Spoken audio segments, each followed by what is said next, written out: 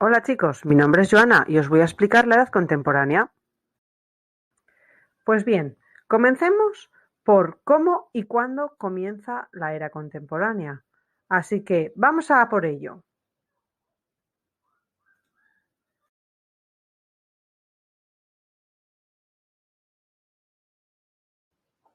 Pues bien, la edad contemporánea es la etapa más reciente de la historia. Comenzó hace unos 200 años, más o menos, como a finales del siglo XVIII, y se extiende en el tiempo hasta la época actual en la que vivimos, debido a los avances que ha habido en la cultura, a los cambios sociales y, por supuesto, a las revoluciones tecnológicas, es decir, a los inventos.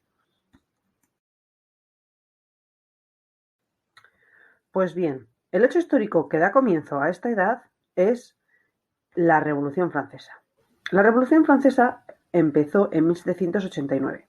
¿Y sabéis, chicos, qué pasó?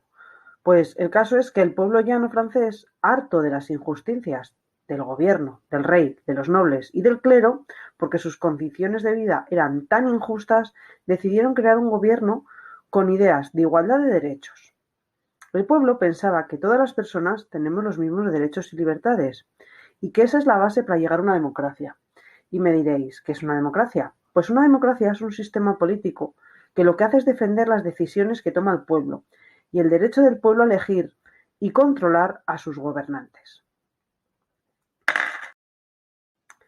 Para defender todas estas ideas que tuvo el pueblo y que hubiera un reconocimiento de los derechos humanos, se crearon dos textos importantes.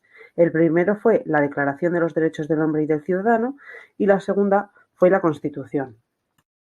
En esta época tenemos que destacar el cuadro La libertad guiando al pueblo, que fue pintado por Eugène Delacroix en 1830. Actualmente este cuadro lo podemos ver en el Museo del Louvre, que está en París. Vamos a ver ahora cómo era España en el siglo XIX.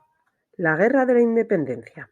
A comienzos del siglo XIX, el general francés Napoleón Bonaparte quería conquistar toda Europa y en 1807 invadió España mediante engaños. Entonces, el 2 de mayo de 1808, como había una gran ocupación napoleónica, en Madrid se procede a un levantamiento popular.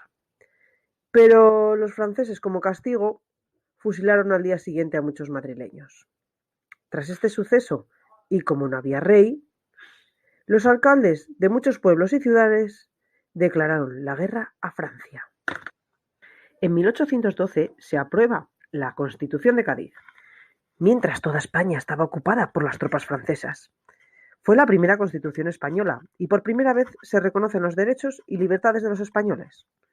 Y ya en 1814 la guerra terminó con la retirada del ejército francés, expulsado con la ayuda de Inglaterra, por supuesto. Vamos a ver ahora las clases sociales. La sociedad estamental, característica de la Edad Moderna, fue reemplazada o sustituida por la sociedad de clases, con grupos separados ya no por su nacimiento, sino por su capacidad de consumo y su disposición de capital, es decir, de lo que gastaban y del dinero que tenían. En ese contexto desapareció la nobleza y también se extinguió legalmente la esclavitud, abolida o suprimida en casi todo el mundo durante el siglo XIX. La burguesía se transformó en la clase dominante de la sociedad liberal, difundiendo y defendiendo los valores de la libertad, igualdad ante la ley, propiedad privada y mérito individual. Luego también tenemos la clase obrera, que era la más pobre, y las condiciones de trabajo que tenían ellos eran muy malas. En el campo, los campesinos eran todavía más pobres aún. Vamos a centrarnos ahora en la España del siglo XX. En este periodo había graves desequilibrios sociales. La mayoría era pobre y analfabeta, es decir, no sabía ni leer ni escribir. Las viviendas eran pequeñas, mal ventiladas y no tenían ni agua ni luz. Las familias que tenían dinero vivían en barrios de calles anchas, bien iluminadas, con casas muy lujosas. Esas casas tenían jardines y contaban con muchas comodidades, como por ejemplo el agua corriente y estufas, y también lámparas de petróleo con las que iluminaban las viviendas. Vamos a ver ahora lo que ocurre entre los años 1931 y 1936. El 14 de abril de 1931 se proclama por fin la Segunda República y se inicia un periodo de grandes reformas para responder a las grandes injusticias sociales que existían en ese momento. A finales de 1931 se aprueba la Constitución de la República Española. Los principales alimentos que se comían en esta época eran la harina, el pan, el pescado, las carnes rojas, los huevos, los quesos, y los de la clase baja comían los productos que podían obtener de la tierra, como las verduras, las frutas, los cereales, las legumbres y todo lo relacionado con la ganadería, como la leche, la carne, los quesos. De 1936 a 1939 ocurrió la Guerra Civil Española. ¿Y qué pasó? Pues que enfrentó al gobierno de la Segunda República Española contra los diferentes grupos del ejército, que no estaban de acuerdo con la Segunda República Española. En este periodo se cobraron muchas vidas. De 1939 a 1945 ocurrió la Segunda Guerra Mundial. España como tal no participó directamente, pero sí hubo voluntarios españoles en la guerra. Desde 1939, al terminar la Guerra Civil, se implantó una dictadura, es decir, un gobierno que no dejaba elegir nada.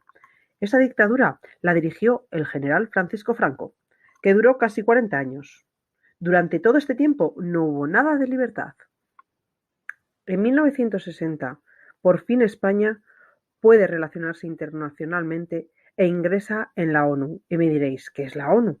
Pues la ONU es la Organización de Naciones Unidas, y lo que se pretende con esta organización es mantener la paz y la seguridad de todos los países para que no haya más guerras.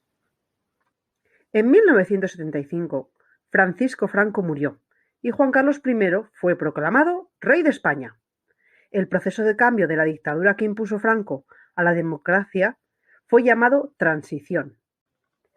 En 1957, España entra en la Unión Europea, o lo que se llamaba antes Comunidad Económica Europea. En 1977 se celebraron las primeras elecciones democráticas después de 40 años. En 1978 fue aprobada la Constitución española, que fue votada por los españoles. Es el texto más importante de nuestra democracia, y en él se dice que todos los españoles somos libres, somos iguales ante la ley, tenemos los mismos derechos y España se organiza en comunidades autónomas. Vamos a ver ahora la monarquía española desde 1975 hasta nuestros días. Como bien hemos dicho, en 1975 el rey don Juan Carlos se proclamó rey de España junto a su mujer, la reina Sofía. Ellos dos tuvieron 3 hijos, la infanta Cristina, la infanta Elena y el príncipe Felipe. Pasados los años, el rey Felipe se casó con Leticia y tuvieron 2 hijas, Leonor y Sofía. El rey don Juan Carlos I abdicó la corona de España, es decir, que ya no la quería. Y entonces, el 19 de junio de 2014, el rey don Felipe pronunció el juramento de ser rey y desde entonces es nuestro rey con la reina de España y sus 2 hijas, Leonor y Sofía. Antes del año 2002, en España, la moneda que se utilizaba era la peseta. Pero, como bien he dicho, en el 2002, España, junto con la Unión Europea, adoptaron el euro. A lo largo de esta época ha habido infinidad de artistas importantes, que aquí no podemos nombrar a todos, pero podemos hacer un pequeño resumen, como por ejemplo pintores destacados como Vincent Van Gogh o Picasso, o escultores como Eduardo Chillida, o actores y actrices como Charles Chaplin y Marilyn Monroe. Muchos han sido los inventos o descubrimientos de los últimos años, pero vamos a destacar algunos de ellos. Por ejemplo, en tecnología se han descubierto las videoconsolas, los teléfonos móviles, las tabletas, hasta los coches eléctricos. Luego, por ejemplo, en medicina tenemos máquinas muy innovadoras que nos permiten ver cada hueso, cada vena, hasta cada articulación que tenemos en nuestro cuerpo. Y además Han inventado aparatos que permiten analizar la sangre e incluso inventar vacunas para el COVID. En la educación también ha habido un progreso. Aunque sigamos con el papel y el lápiz, tanto profesores como alumnos nos hemos tenido que modernizar. Ahora trabajamos con pizarras digitales, ordenadores, pero en el año 2020 una pandemia a nivel mundial nos afectó y nos tuvimos que quedar todos en casa. La verdad que fue un fastidio, pero los profesores y los alumnos seguimos evolucionando. ¿Y por qué no seguir aprendiendo desde casa? La verdad que lo hicisteis fenomenal. Y sí, vosotros chicos y chicas que ahora mismo estáis sentados en vuestras sillas y en vuestras mesas, si pudisteis con todo eso, podéis con todas las épocas que nos vengan a partir de ahora.